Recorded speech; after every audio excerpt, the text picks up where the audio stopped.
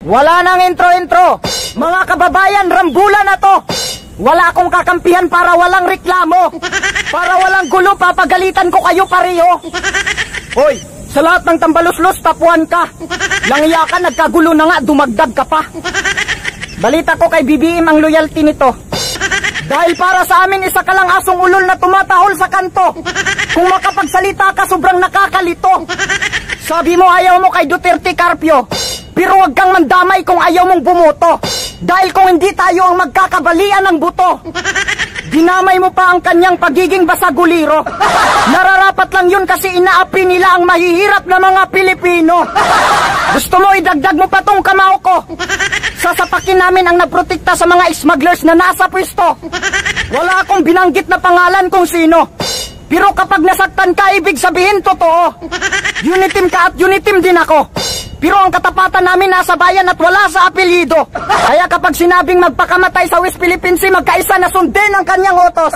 Pero hindi kami makipag-unity sa mga taong sa salita lang makadiyos. Kaya ikaw vlogger ka, tumigil ka na, wag kang bastos. Hoy, wag kang hangal dahil wala kang alam sa isyo. Parang nagiging sip-sip ka na masyado. Sa ginawa mo, baka mabayaran ka pa, delikado.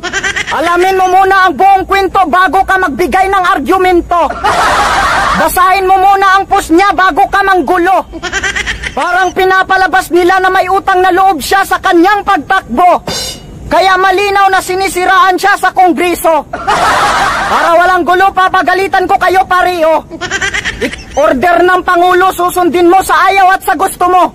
Di porkit ayaw mo sa tao, hindi mo na siya irirespito.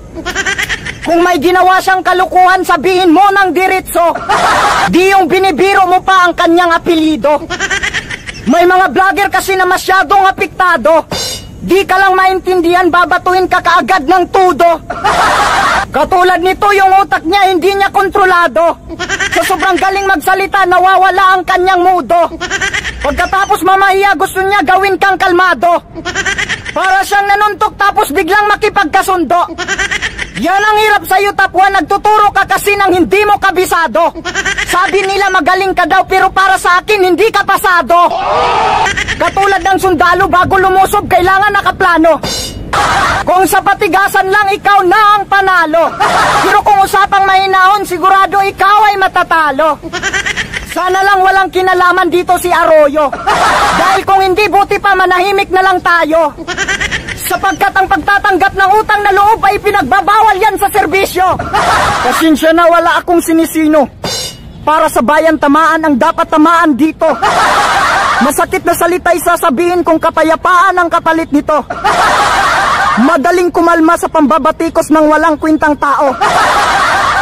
Ngunit mahirap tanggapin kung ito'y galing sa pamilya mo mismo. Madaling bigasin ang salitang unity.